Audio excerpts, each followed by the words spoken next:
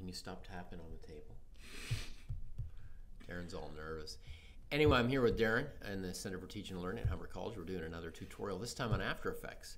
You know After Effects, Darren? Of course. Well, that's fabulous, but I'm the teacher, so get out of here.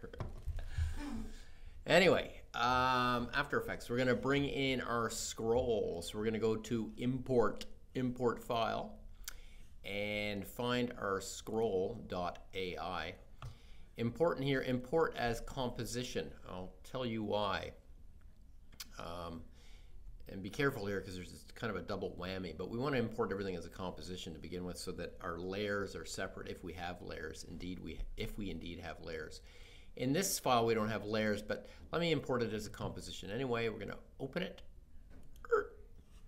Now just be careful here. We have two things over on the side. We have the scroll layers, which is actually the stuff I want, and then we have the scroll has its own composition, which when I double click is this long composition which reflects the original Illustrator file. So we don't want that. What we want is we want a new composition in which to put the scroll.ai into. So go up to our composition. We'll do a new composition.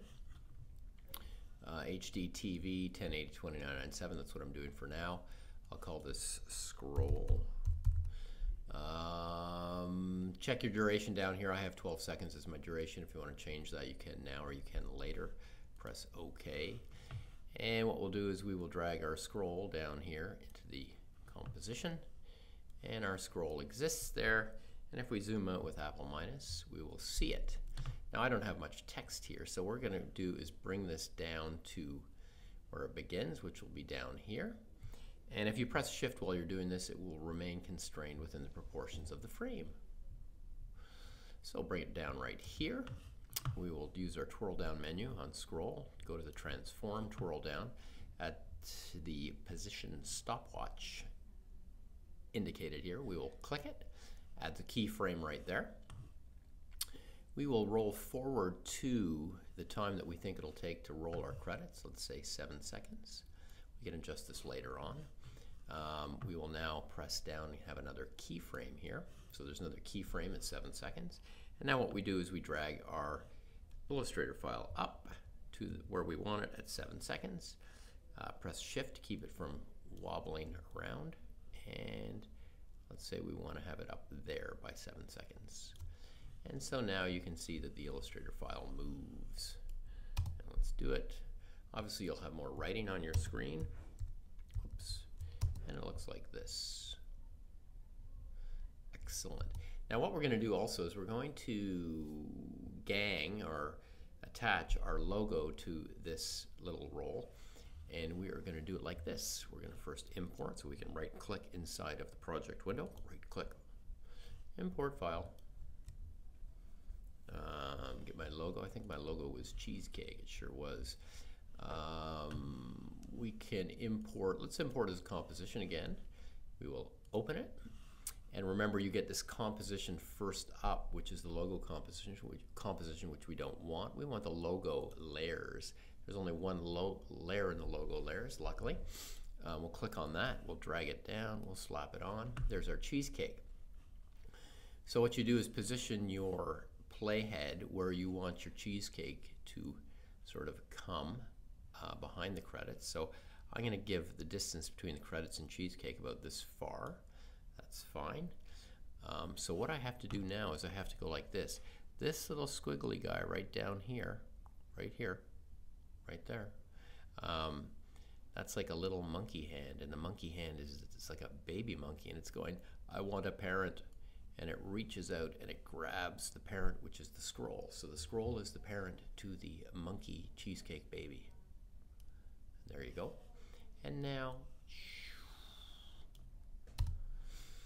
we have our rolling credits with our logo attached, which I want you to do. That is beautiful. Excellent work, Andy. Very nice. Now, of course, if we want that to roll out, we can. We just have to drag our position, our final position at 7 seconds so that it's a little bit further up. You guys can figure that out. It's not too difficult to do. Now what I'm going to do is I'm going to render this sucker. Okay, so I've just made my composition a little bit shorter.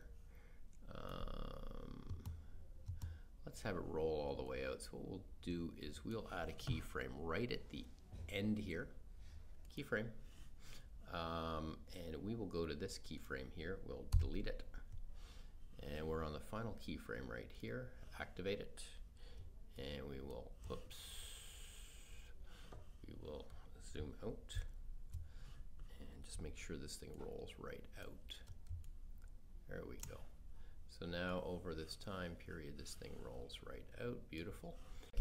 We are now going to render this thing, this little scroll with a logo. And so we go up to Composition, Add to Render Queue. Two things to worry about: Output Module and Output 2. Output Module tells us what codec we want. By default, it's animation codec, which is a lossless codec, which is used by lots of fancy people. We're not going to worry about that. We're going to output it as the same thing that we inputted it in as, so we have a QuickTime. And we go to Format Options, and you'll find in here your codec, which will probably be Apple ProRes. Right now I don't have it because this is a brand new computer, so for some reason QuickTime hasn't loaned its Apple ProRes into this. I don't know why. I'll fix that later. Let's just leave it at animation for now for me. I'll press OK, OK. Finally, where are we going to send it? Scroll, and we'll go wherever we want to go, and it's going to be QuickTime, and then over here we're going to render. And then we wait, and then it makes this beautiful bing noise, and as soon as the bing noise is sounded, I'm going to leave, and that's it. Next one, titles with letters moving around. Ding! That's it.